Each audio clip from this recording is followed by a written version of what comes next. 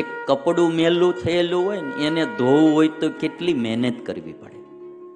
એવા દાગા પડી ગયા હોય, અમુક તો દાગ એવા પડી ગયા હોય, હા, એ પાણીથી ન જાય, વોશિંગ પાવડર નાખો તોય ન જાય, બ્લીચિંગ પાવડર નાખો તોય ન જાય. એવા એવા દાગ પડ્યા હોય. કપડું ધોવું એ બી કઠણ હોય. અમુક ચીજ મેલી થઈ ગઈ હોય આરસની, એમાં આમ અમુક વસ્તુના દાગ પડી ગયા હોય, કેટલો ઘસો તોય દાગ જાય નહીં. આ તો બધા જડ વસ્તુઓ છે ને એને ચોખ્ખી કરવાની હું વાત કરું. એમાંય કેટલી મહેનત કરીએ તો એ દાગ જાતો નથી.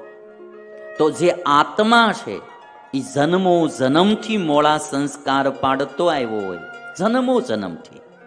અને એ જે બધા રજોગુણ તમોગુણના સંસ્કારો એને નાશ કરવા અને એ આત્માને ચોખ્ખો કરવો, એ કાર્ય ગુરુજનોનું